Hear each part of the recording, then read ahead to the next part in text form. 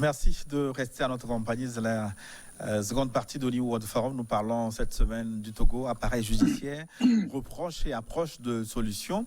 Nos invités, Henri Onyandogo, il est magistrat du ministère public, porte-parole de l'Union syndicale des magistrats du Togo, USIMAT. Et il est avec Olivier Lidaoé Banizi, magistrat du siège, membre fondateur de l'USIMAT. Merci, cher magistrat, de répondre à notre invitation et de rester avec nous. Merci également à vous pour cet honneur. Et je rappelle que pour cette seconde partie, les téléspectateurs peuvent participer directement à l'émission en nous posant des questions sur nos réseaux sociaux, sur notre compte WhatsApp, dont le numéro s'affiche à l'écran, le numéro défile à l'écran. Et comme annoncé aussi, nous sommes avec docteur Théo Obito, qui est en duplex des États-Unis. Docteur Théo, bonjour. Bonjour, Gilles. Bonjour, oui. monsieur Merci Baïdi d'être en ligne avec nous. Je rappelle que vous êtes enseignant-chercheur des universités, que vous nous appelez ça doit être de Texas, je crois. Actuellement, je suis en Louisiane actuellement. Donc, vous êtes un conseiller, un arbitre commercial et d'investissement, un enseignant-chercheur diplômé de l'école de droit d'Austin, au Texas, aux États-Unis, et de la faculté de droit de l'Université Paris 1 Panthéon-Sorbonne, et de la faculté de droit de l'Université de Lomé également. Et pour faire rapidement, je dirais que vous pratiquez l'arbitrage international et vous cumulez plusieurs années d'expérience dans le conseil et l'assistance des investisseurs dans le montage et la structuration des PPP, comme on dit souvent, les partenariats publics-privés, des grands projets. Vous êtes titulaire d'un certificat en contentieux international devant la Cour pénale d'arbitrage délivré par la célèbre université de Leiden aux Pays-Bas.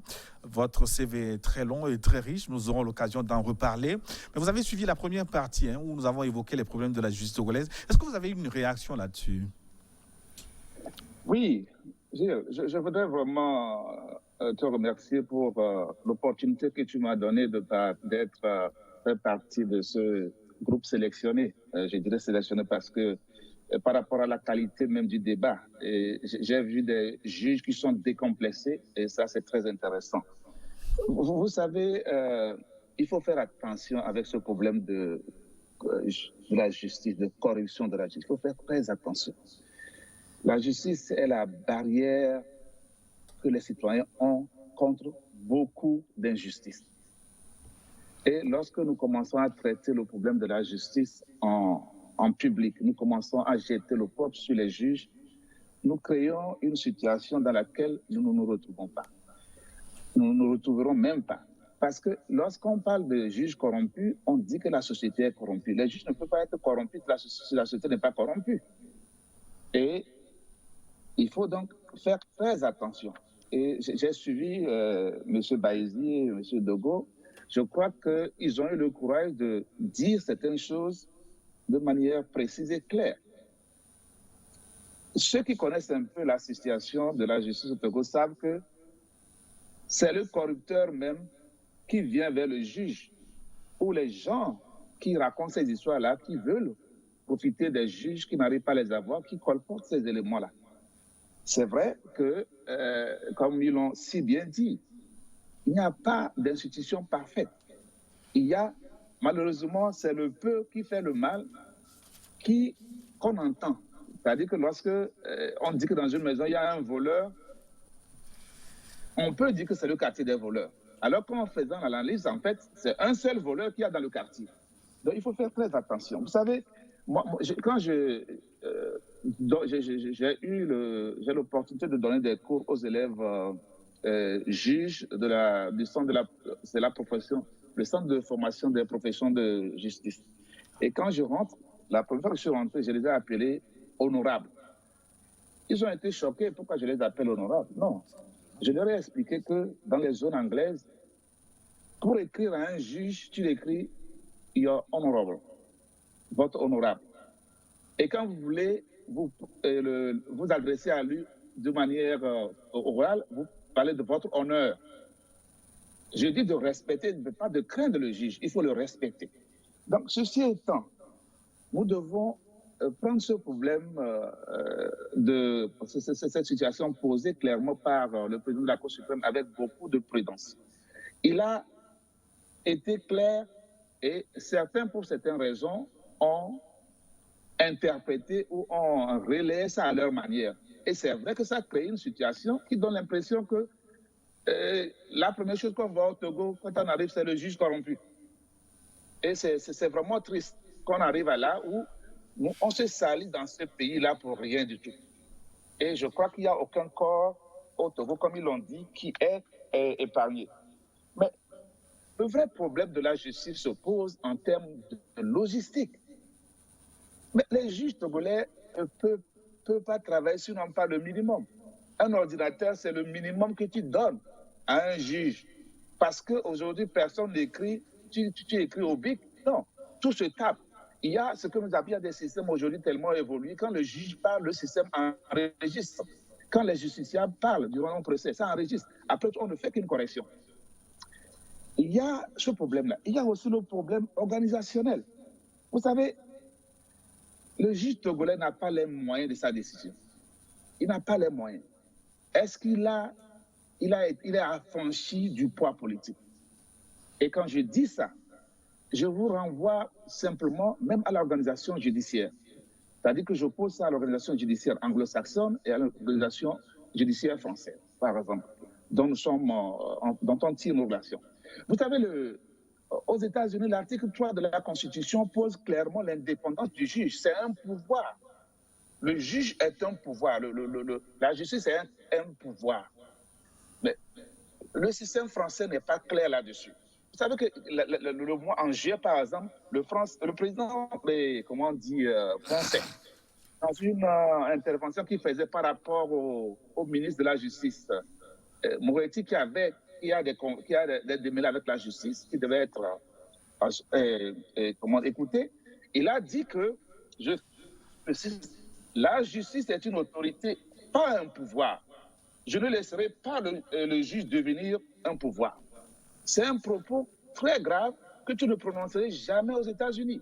Ça veut dire tout simplement que les juges n'ont pas, selon lui, les juges ne peuvent pas. Mais les juges français sont très courageux. Ils posent des actes très courageux. Le président a été pour dire non, le juge n'est pas un pouvoir. Il y a un peu, je dis ça pour vous expliquer que il y a, quand vous revenez un peu dans nos pays, il y a ce que je vais appeler une copie de cette mentalité-là, qui fait que le juge, en fait, dans nos pays, n'a pas tous les éléments. Est-ce que le juge aujourd'hui, prenons par exemple, je ne sais pas, je ne suis coupable de ces affaires, est-ce que le juge togolais peut s'auto-saisir d'une publication dans une presse et faire une enquête? Par exemple, on dit que telle autorité politique ou telle personne est, a détourné. Est-ce que le juge togolais peut s'auto-saisir et faire une enquête là-dessus? Et s'il le fait, il aura des problèmes. Et même s'il décide, est-ce que cette décision va s'appliquer? Quand vous voulez que le juge togolais travaille, donnez-lui les moyens de son travail. Et que les gens qui racontent des histoires apportent les preuves. Il y a, comme je l'ai dit, certainement, et moi-même j'ai eu certains exemples, il y a certaines personnes qui sont dans l'alentour, qui ont des comportements douteux, mais quelle est la proportion de ces gens? Et qui peut dire qu'il y a une institution dans ce monde-là qui n'a pas de brebis galeuses à son sein? Donc, il faut faire attention. Il y a des éléments, par exemple, dans notre pays. Moi, j'ai été très choqué quand on me dit qu'au cours d'une élection politique, c'est le juge qui est le président de la CENI.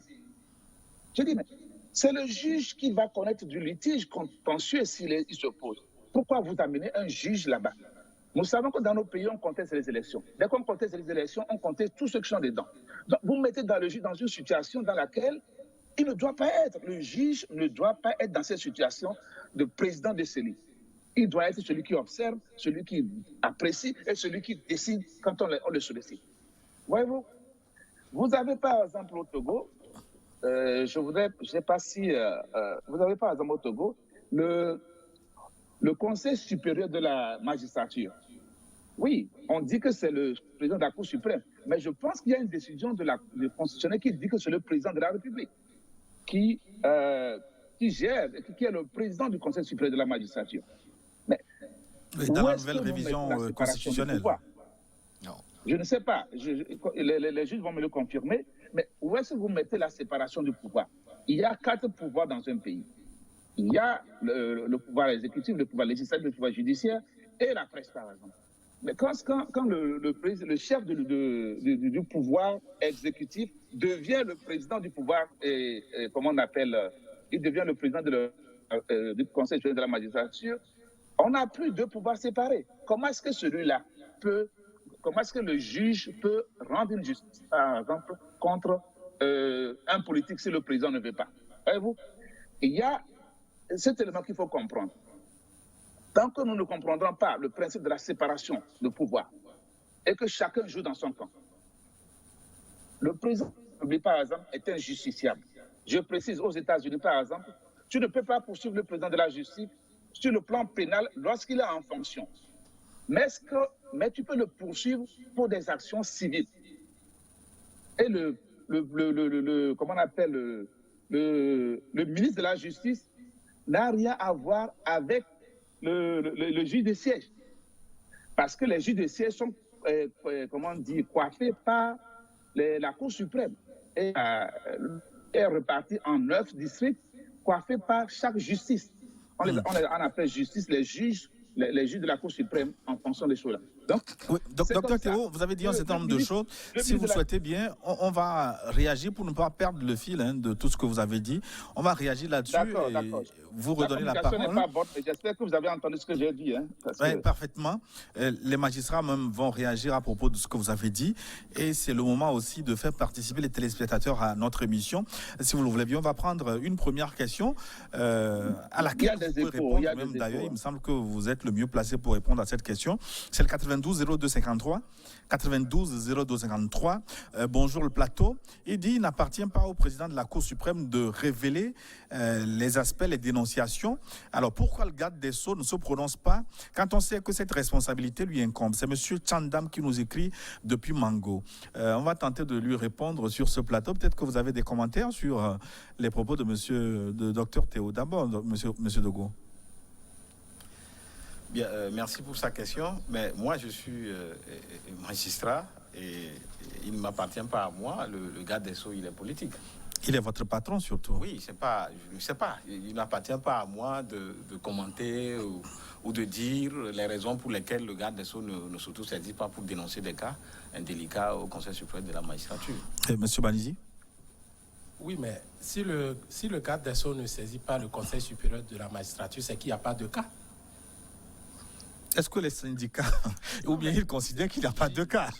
Gilles, c'est justement la preuve que ce sont des ragots que les gens racontent. Parce que vous imaginez que quelqu'un aille saisir le garde des Sceaux des faits et qu'il ne fasse rien. Et dans ce pays, le lendemain, c'est la presse qui va relayer. Donc si le garde des Sceaux ne saisit pas le Conseil supérieur de la magistrature, c'est parce qu'il n'est pas saisi des faits d'indélicatesse des magistrats. Qui saisit le garde des Sceaux? Mais c'est le justiciable qui estime qu'il y a eu une indélicatesse. Le garde des Sceaux n'est pas dans les dossiers des magistrats. Donc, celui-là qui estime qu'un magistrat a commis des faits d'indélicatesse, c'est lui qui s'adresse au garde des Sceaux pour dire, bon, voilà ce dont j'ai été victime. Le garde des Sceaux va faire mener une enquête d'abord par l'inspection générale. Et si, au bout de l'enquête, le garde des Sceaux estime que les faits allégués sont à peu près constitués, établis, il saisit maintenant l'organe qui va régler, c'est-à-dire le Conseil supérieur de la magistrature. Et donc, ça veut dire que le ministère public ne peut pas diligenter des enquêtes lui-même, ne peut pas avoir une oreille... Non, ça peut arriver. Le garde des Sceaux. Oui, ça peut arriver. Il y a l'inspection générale des services juridictionnels et pénitentiaires qui est là et qui fait des missions d'inspection lorsque même le garde des Sceaux n'est pas saisi. L'inspecteur général ou ses adjoints peuvent descendre dans une juridiction à tout moment pour faire des contrôles inopinés. Je crois qu'entre-temps, ils étaient descendus au tribunal de Lomé, la presse avait relayé. Mais si l'inspecteur général découvre qu'il y a des dysfonctionnements au niveau d'un magistrat, ils vont faire des rapports au garde des Sceaux qui peut, dans ces circonstances-là, saisir et le Conseil supérieur de la magistrature. Donc jusqu'ici, si le garde des Sceaux n'a pas saisi le Conseil supérieur de la magistrature, c'est qu'il n'y a rien. Mais je précise qu'il y a quand même des cas rares de saisine. Les magistrats sont dénoncés au Conseil supérieur de la magistrature. Comme je vous l'avais dit tantôt, il y en a qui sont... qui ont été publiquement châtiés d'ailleurs. Hein, oui, il y en a qui ont été châtiés, mais il y en dont a qui ont les sanctions ont été prononcées sur la place publique. Si je peux le dire, hein, entre guillemets, nous sommes dans une procédure disciplinaire, mais il y en a qui sont relaxés des faits de poursuite. Oui. Alors, docteur Thérault, sur cette question, quel est votre avis? Pourquoi le ministère public ne saisit pas le Conseil supérieur de la magistrature des indélicatesses de cette minorité dont a parlé le président de la Cour suprême? Écoute, le juge ne crée pas la loi. Le juge suit les tests. Si les tests togolais disent non, que le parquet ne peut pas se saisir, il ne peut pas. Il ne peut pas. Le juge ne fait que ce qu'on lui demande, dont on lui donne la possibilité de pouvoir faire. Si vous faites des tests pour dire que le juge peut, il le fera. Ce n'est pas parce qu'on le fait dans d'autres pays que lui va le faire forcément au Togo si les tests togolais disent qu'il ne peut pas. Ce n'est pas quelque chose qui est impossible, mais il faut que les tests soient clairs à ce sujet, qui disent que le juge peut, le parquet par exemple, peut se saisir. On va répondre au 91 62 16. 91 62 16. C'est Richard qui nous écrit depuis Cara. Merci pour le thème du jour. Hein. À mon humble avis, vos invités sur le plateau doivent faire l'effort de répondre honnêtement à vos questions claires, au lieu de tenter de se défendre ou les esquiver. Il y a une véritable gangrène, une plaie incurable qui affecte notre justice et cela freine la volonté de certains investisseurs qui hésitent à venir chez nous. Et cela plonge notre économie et donc retarde notre développement. Comme le disait le président de la Cour suprême, il parle de la haute cour ici, il y a des juges trop gourmands et vos invités ne doivent pas l'ignorer. Il faut donc assainir cette corporation pour le bien du Togo et sa population, car certains magistrats sont là par pur mendefrérisme. Hein? Mendefrérisme, pour dire, c'est un néologisme pour parler comment on dit ça, du tribalisme. Et c'est eux qui assombrissent l'image de notre justice, alors même qu'ils sont mieux traités du point de vue de rémunération. Ils tordent le cou à la loi. Monsieur Dogo, combien gagnez-vous? Je sais que vous n'allez pas répondre. Je ne vais pas répondre à cette question. C'est vrai que, dernièrement, en 2013, les autorités togolaises ont pris sur eux quand même la responsabilité de revoir la situation des magistrats. Mais je dis qu'il reste encore beaucoup à faire sur ce plan. Oui. Alors, pour permettre aux magistrats de bien assurer ses fonctions. Je vous disais tantôt que le magistrat exerce une fonction délicate, sensible. Quelqu'un qui a reçu le pouvoir constitutionnel de décider du sort d'une personne ou de ses biens, vous comprenez la lourdeur de cette responsabilité. Et pour cela, on lui impose un certain nombre de comportements. Ça dit qu'il doit être irréprochable, il doit être blanc. Alors, dans ces conditions, pour qu'il puisse mieux assurer cette mission, il faut qu'il soit à l'abri du besoin. D'accord? Il faut que le juge soit à l'abri du besoin, c'est-à-dire qu'on doit mettre tout à sa disposition. Un téléspectateur nous dit ici que c'est le 90 95 02. Je voudrais dire aux deux magistrats, n'est-ce pas, vous les juges ou les magistrats qui avaient renoncé à la richesse pour servir votre pays. C'est Kodjo Maouna qui nous écrit. D'abord, cette question, c'est vrai que le travail du juge, c'est du sacerdoce. D'accord?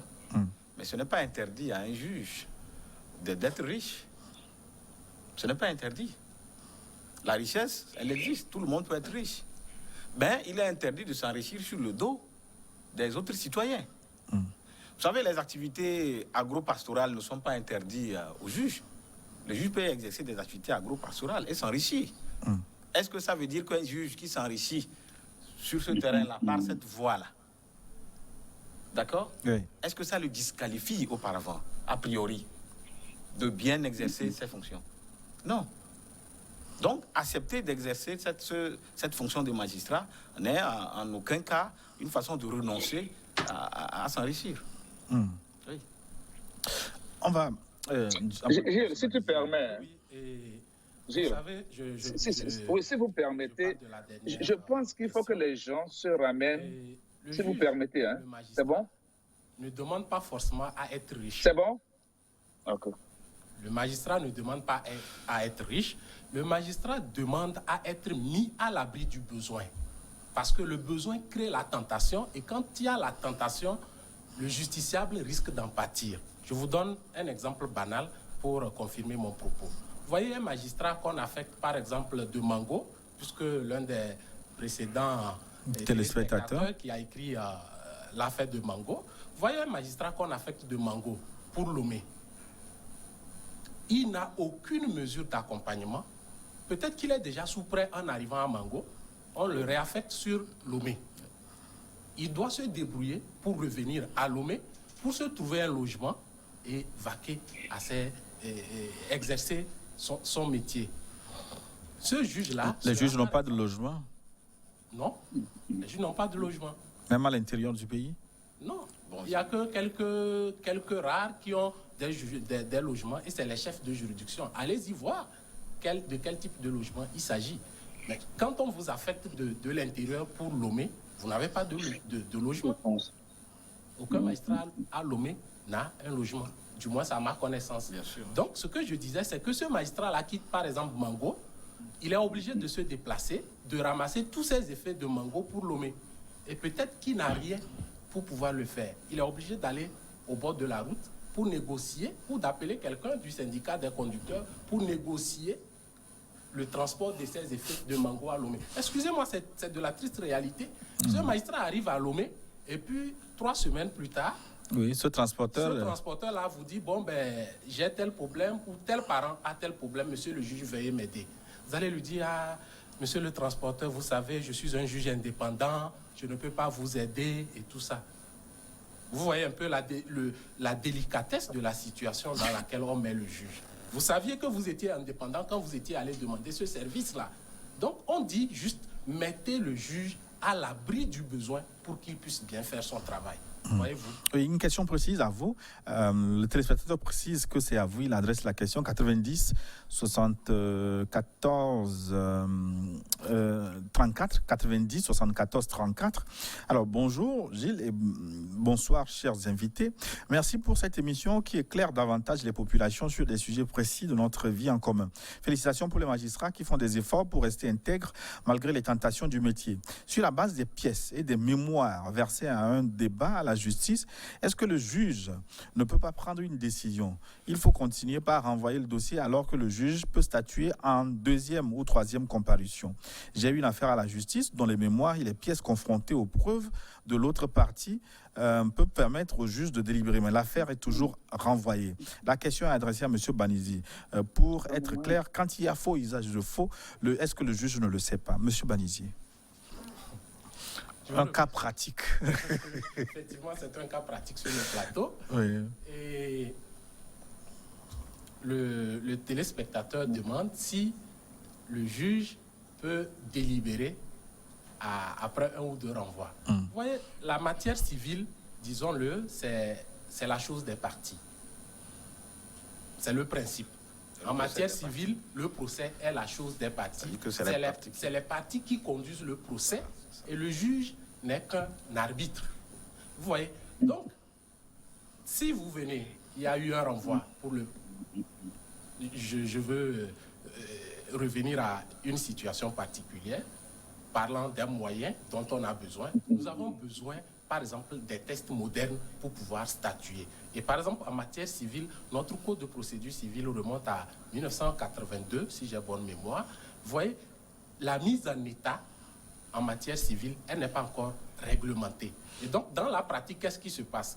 Quand vous arrivez que le juge accorde un renvoi à une partie, la pratique lui permet d'accorder jusqu'à 3 renvois à cette partie-là qui ne fait pas, si elle ne fait pas diligence. Donc, au bout des 3 renvois, si cette partie-là n'a pas fait diligence, on peut passer outre. Mais qu'est-ce qui se passe? Souvent, au bout de 2 renvois, celui-là qui était là ne vient plus et il ne suit plus le procès. Alors, est-ce que le juge peut aller délibérer? Souvent, quand on le constate, mais on met le dossier en attente, puisque le procès civil est la chose des parties. Par contre, si celui-là qui avait déjà déposé ses mémoires demande au juge de délibérer le procès, au bout de 3 renvois, je ne vois pas pourquoi le juge ne va pas clôturer le dossier pour pouvoir aller au procès. Je ne vois pas. Je ne sais pas si j'ai répondu à la question.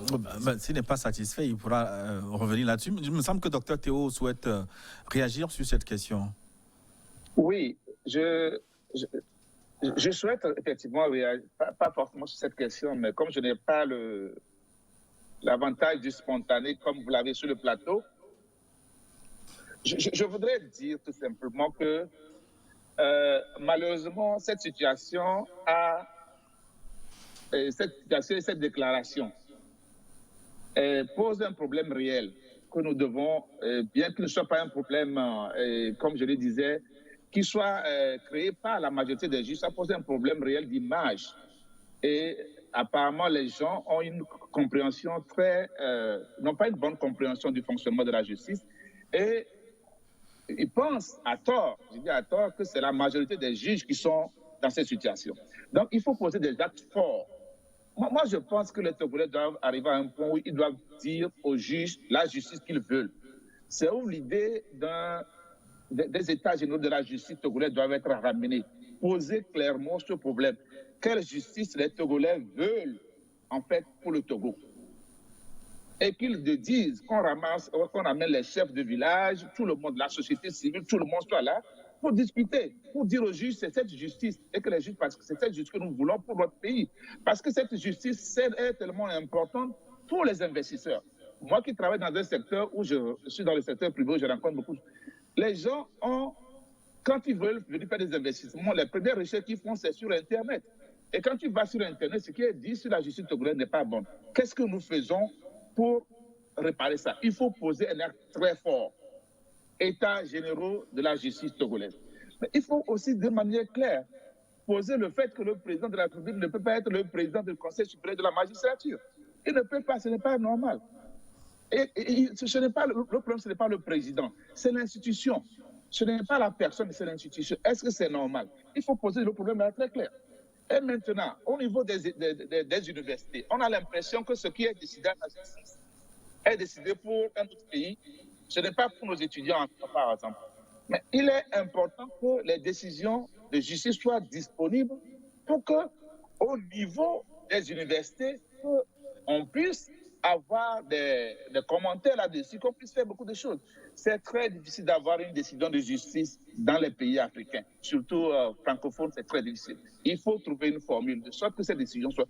Parce que si un juge, vous m'excusez le terme, si un juge est paresseux ou il est défaillant, lorsqu'on va commencer à commenter sa décision dans les universités, il va avoir ses failles. Ou même à la télé.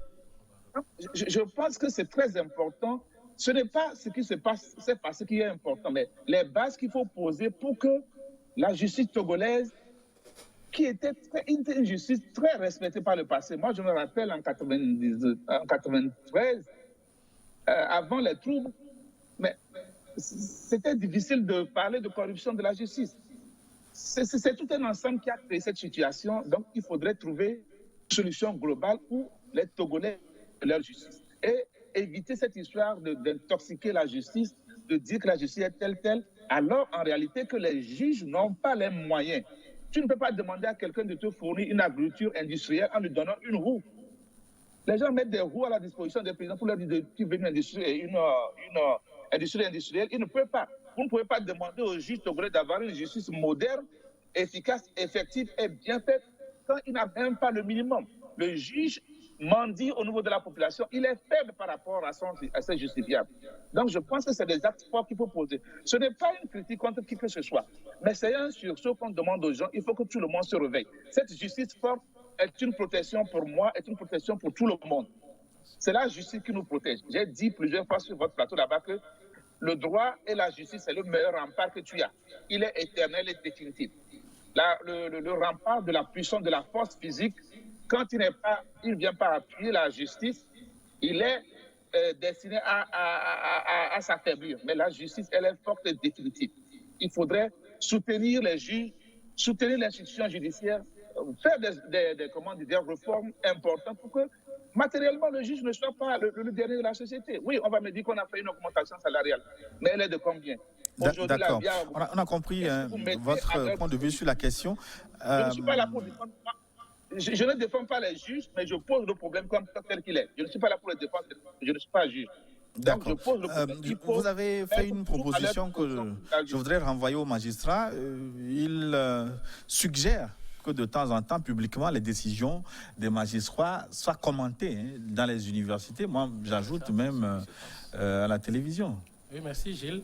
Nous l'appelons de tous nos voeux. Nous l'appelons de tous nos voeux. Et le collègue Henri a dit quelque chose tantôt. On critique la justice toujours sur la base d'un ragot.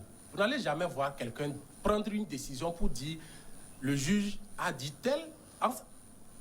Vous ne verrez jamais quelqu'un s'attaquer à une décision de justice en s'attaquant à la motivation juridique de la décision. C'est toujours des ragots. Moi, je vous dis que le Togo est déjà en train de dévancer Théo dans ses propos parce qu'il y a des juridictions dont les décisions sont déjà en ligne. Le tribunal de commerce est mis sur pied depuis 2019. Toutes les décisions du tribunal de commerce sont en ligne entièrement. Même les décisions de la cour d'appel sont en ligne. Moi, il y a des universités françaises qui commentent les décisions du tribunal de commerce de Lomé. Mais nous n'avons pas de commentaires chez nous. Le tribunal de commerce de Lomé dont vous êtes le président. Non, je ne suis pas le président, je suis juste juge au tribunal de commerce. Donc, nous l'appelons de tous nos voeux parce que qu'est-ce qui fait que le droit, sous d'autres cieux, le droit évolue? C'est les commentaires que les gens font des décisions de justice qui amènent les gens. Aujourd'hui, les juges parfois sont en manque total de repères. Vous prenez notre code de procédure civile, il n'y a aucun commentaire. Alors que les décisions que nous rendons, si par exemple la règle de droit est mal interprétée et qu'elle est commentée par un professeur d'université, demain, ce commentaire-là peut inspirer d'autres magistrats. Mais M. Togo, pourquoi vos décisions ne sont pas en ligne? Et quelles décisions? Du tribunal pour lequel vous travaillez. Moi, je ne prends pas de décision. Oui, mais de vos juges. Non, il ne faut pas tout mélanger. Non, je parle des décisions de vos juges. De quel juge? Oui, mais le juge du tribunal. Non, je vais rebondir, Gilles. En fait, l'œuvre de justice, je crois qu'on est en train d'y aller progressivement. Par exemple, je crois qu'on a commencé avec le tribunal de commerce. Le tribunal de Lomé aussi est en train de suivre le pas. J'ai vu que c'est informatisé. Et bon, maintenant, c'est numérisé. Et puis, vous avez vu le casier judiciaire qui vient d'être informatisé. Nous l'appelons de tous nos voeux. Il faut que ça se fasse vite.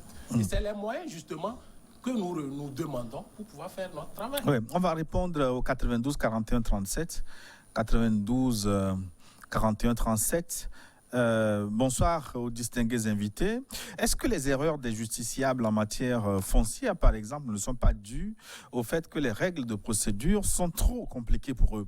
N'est-ce pas important de simplifier ces règles de procédure afin de permettre à ces justiciables de mieux les respecter pour faciliter les choses? C'est Goza qui nous écrit d'Agoué à Lomé. Monsieur Banizi, on dit que vous en connaissez plus en foncier que M. Zogo. Bon, nous sommes tous des magistrats. Le problème que ce téléspectateur pose est assez réel. Vous savez, la matière foncière était régie jusqu'à tout dernièrement par un décret colonial de 1906 avec plusieurs autres tests. Donc la lisibilité des tests en matière foncière devenait un peu compliquée, y compris pour les magistrats. Ouais, donc imaginez donc un justiciable qui se lève et qui n'a pas vraiment une culture juridique du dossier. Il va certainement avoir des problèmes. Si vous voulez, je vous donne un exemple banal pour illustrer mon propos. Vous voyez, on parle de la prescription acquisitive en matière foncière. C'est-à-dire que vous avez acquis un immeuble par juste titre. Donc le titre, c'est-à-dire que le papier, il est régulier, mais au bout d'un moment, quelqu'un vient contester votre droit de propriété sur ce terrain-là. Mais la loi prévoyait donc la prescription acquisitif. C'est-à-dire que si vous avez utilisé, vous avez joui de ce terrain-là, de cet immeuble que vous avez... Durant une période de 30 ans. Durant une certaine période de temps, vous êtes considéré comme ayant prescrit le droit de propriété, même si, par exemple, celui qui vous avait vendu n'avait pas le droit. Qu'est-ce qui se passe? C'est que ce délai-là, le délai de prescription n'est pas le même selon la situation géographique de celui qui vient contester. Ah bon? Mais... C'est-à-dire qu'il y a une prescription abrégée de 10 ans, enfin, il y a une prescription de 10 ans, il y a une prescription de 20 ans, selon votre situation géographique. Si celui qui vient contester était dans le ressort de la cour d'appel dans laquelle se situe l'immeuble, c'est 10 ans. Mais s'il se situe hors du ressort de la cour d'appel ou à l'extérieur, le délai est porté à 20 ans. Oui, c'est ce que dit le... Pour aller concrètement, ça veut dire que si vous avez acheté un terrain à Lomé, celui qui vient contester, s'il est à Blita, vous me suivez? Oui. S'il était à Blita, c'est-à-dire dans le ressort de la cour d'appel de Kara, il a 20 ans pour venir remettre en cause votre titre de propriété. Par contre, s'il est à Anié ou à Tapamé, vous voyez, s'il est à Tapamé, dans le ressort de la cour d'appel de Lomé, il a 10 ans. Donc ce seul élément de situation de celui qui vient contester là peut faire changer la solution du litige d'un individu à un autre. Et ça, c'est selon le nouveau code foncier? Non, ça, c'est selon l'ancien code foncier. Selon le décret foncier et le code civil. Je ne sais pas si vous voyez, les règles de prescription étaient contenues dans les deux, dans les deux tests. Vous voyez, donc c'est juste un exemple banal pour vous prouver que c'est réel que le téléspectateur est en train de poser. Et c'est donc cette inculture-là, si je peux me le permettre, cette inculture juridique qui fait que les gens pensent que chaque fois que le juge statue, et qu'on n'a pas gagné, certainement parce qu'il a d'autres raisons. Ce qui n'est pas vraiment le cas. Il y a encore une question foncière. Après, on va conclure cette émission. Monsieur Banizi, je vous la renvoie la question. Est-ce normal qu'après avoir statué, c'est le 91-28-33 qui nous écrit d'Azaou, 91-28-33, Ibrahim depuis Azaou. Donc, est-ce normal qu'après avoir statué sur un litige foncier, le magistrat reçoive de la partie gagnante des parcelles de terrain? Une fois encore, courage à nos deux magistrats sur le plateau. Très rapidement. Non, c'est formellement interdit. Pourquoi est-ce que le juge va aller recevoir des parcelles de terrain sur lequel... Si vous rendez une justice après votre jugement, votre décision, si une partie estime que vous avez été particulièrement efficace et vous... Moi, personnellement, je ne prendrai pas ce cadeau-là, parce que c'est un cadeau empoisonné, comme on le dit. Vous irez prendre cet immeuble-là. D'abord, les litiges fonciers, c'est des litiges interminables. Quand ça commence au tribunal, il faut s'attendre à 10-15 ans pour que ça finisse à la Cour suprême. Vous avez rendu une décision, vous ne savez pas encore quand est-ce que ça va finir, et puis vous allez prendre un immeuble. Non, ça peut devenir une couleuvre que vous avalez. Ça va devenir certainement une couleuvre. Alors, on va conclure notre... Et le problème, c'est que quand vous prenez cet immeuble-là, celui-là qui a perdu, lorsqu'il va vous voir sur cet immeuble, il ne saura pas que c'est après avoir rendu la décision que son contradicteur a jugé particulièrement efficace qu'il vous a gratifié de cet immeuble. Peut-être qu'il pourra... On vous a donné ça avant de rendre la décision. S'il en a connaissance, peut-être qu'il utilisera cet élément pour revenir sur la décision même que vous avez rendue. Alors, on va conclure cette émission avec M. Dogon. On a, surtout Dr Bito a évoqué régulièrement la question de la Cour supérieure de la magistrature, qui, selon lui, serait présidée par le chef de l'État. Ce n'est pas expressément dit dans la nouvelle Constitution. Je sais qu'il y a eu un débat entre-temps sur la question. Je vais vous poser deux questions là-dessus. Est-ce que cette question de la présidence du CSM a été tranchée? Est-ce que le CSM fonctionne aujourd'hui? Bien, merci pour cette question, M. Gilles. Il faut dire qu'en fait, en l'état actuel de la législation, c'est le président de la Cour suprême qui est toujours président du CSM. Conseil supérieur de la magistrature. C'est vrai qu'à la dernière révision constitutionnelle, on a sauté la disposition qui faisait du président de la Cour suprême ex qualité président escalité du CSM, mais il existe la loi sur le CSM, la loi organique sur le CSM, qui le consacre comme tel. Et donc, actuellement, ce n'est pas encore fixé. C'est vrai, le fait qu'on saute cette disposition exige qu'on refasse une nouvelle loi organique sur le CSM et cela ouvre la voie. Ça peut ouvrir la voie à cette consécration du président comme président du Conseil supérieur de la magistrature. C'est possible. Mais est-ce que c'est une bonne pratique? Est-ce que c'est bien pour la République? C'est là la question. Maintenant, sur le fonctionnement du CSM. Le fonctionnement du CSM. Alors, actuellement, le CSM au Togo se trouve dans une situation plus ou moins complexe parce que le mandat des membres du Conseil supérieur de la magistrature est de 4 ans et si j'ai bonne mémoire, il est arrivé à terme depuis août 2019 et juste après cela, le garde des Sceaux avait convoqué le corps électoral pour qu'on puisse procéder aux élections et remplacer les membres ou leur renouveler la confiance si possible. Mais dans la foulée, il a pris une note pour reporter de façon sine-die la tenue de cette élection. Et depuis lors, on se demande, est-ce que ce CSM est encore légitime? Puisque actuellement, à l'heure où je vous parle, le président de la Cour suprême est, selon la loi, le seul membre légitime, puisqu'il est membre S-qualité. D'accord? Maintenant, et les autres membres dont le mandat est arrivé à échéance depuis août 2019? La question se pose autour de leur légitimité. Et depuis lors, ils assurent leur fonction jusqu'à l'élection de nouveaux membres. Oui, non, mais la Constitution, l'article 158 de la nouvelle Constitution, d'accord, dit clairement que les anciennes législations restent en cours, c'est-à-dire que les institutions qui existaient avant la révision de la Constitution restent en place jusqu'à ce que des nouvelles législations interviennent à condition que celles-ci ne soient pas contraires à la Constitution. Alors, dans le cas précis, quand on parle d'institution, ce n'est pas les membres en tant que tels, c'est l'institution telle que prévue par l'ancienne législation. Est-ce qu'actuellement, au regard des dispositions constitutionnelles, est-ce que l'ancienne loi organique sur le Conseil supérieur de la magistrature est contraire à la Constitution? La question, elle est claire, tout juriste vous dira, c'est non. Mais pourquoi n'allons-nous pas aux élections pour élire les nouveaux membres du Conseil supérieur de la magistrature, pour lui donner toute sa légitimité? Donc, voilà la situation dans laquelle se trouve aujourd'hui le CSM. Nous allons conclure notre émission en 1 minute. Je voudrais demander à M. Banizi, finalement, est-ce que le justiciable ne confond pas aussi les parties prenantes des décisions de justice? Parce qu'on mélange ceux qui ne sont pas du domaine, juges, magistrats du ministère public, même les avocats. Est-ce qu'on ne confond pas aussi les lacunes des uns et des autres? On met tout sur la tête des magistrats. Et oui, vous avez vu juste.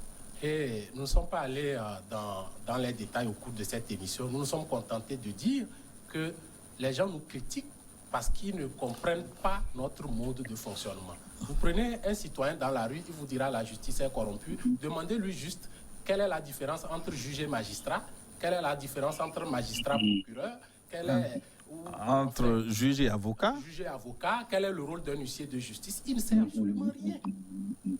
Vous voyez, quelqu'un peut aller payer des honoraires à un avocat, et puis après, s'il perd le procès, il va estimer qu'il a donné de l'argent, par exemple, au juge qu'il a perdu le procès, sans savoir qu'en réalité, l'avocat est tenu par une obligation de moyens, et que dès lors qu'il a fait son travail, qu'il a suivi le procès, même si vous avez perdu, vous devez payer. Donc, voilà pourquoi nous vous appelons, vous les médias, à faire un travail pédagogique, inviter les spécialistes, organiser des thématiques relatives au fonctionnement du système judiciaire, et puis ce ne serait que du bien pour la République. En 30 secondes, docteur Théo, une petite conclusion. Oui, merci Gilles pour l'invitation, et ça fait un réel plaisir d'être avec le président et M. Dogo. Je dis tout simplement, je reviens à ma proposition phare qui est la nécessité des États généraux de la justice qui va créer un cadre pour discuter des moyens à mettre à la disposition des juges et de la réorganisation de la justice togolaise. Les Togolais doivent à cette occasion projeter le concept de la justice qu'ils veulent pour ce pays, pour que les citoyens togolais puissent se sentir protégés par sa justice et éviter que le juge soit jeté en pâture. Comme je l'ai dit, l'image de la justice togolaise est déjà teintée par les déclarations des uns et des autres. Il faut poser un acte fort, d'où l'importance, donc je réaffirme encore, des États généraux de la justice. Merci pour l'opportunité. Merci infiniment, Dr Théo. Vous étiez en duplex des États-Unis pour ce forum. Monsieur Dogo, Monsieur Banizi, il reste encore beaucoup de questions sur lesquelles nous n'avons pas débattu. Je compte vous rappeler très, très prochainement. Merci en tout cas pour votre disponibilité. Merci d'avoir participé à cette émission. C'est à nous de vous remercier. Nous remercions aussi l'équipe technique qui nous a accompagnés pour cette émission. C'est donc la fin. Bientôt, une nouvelle édition du journal sur votre chaîne. À très bientôt.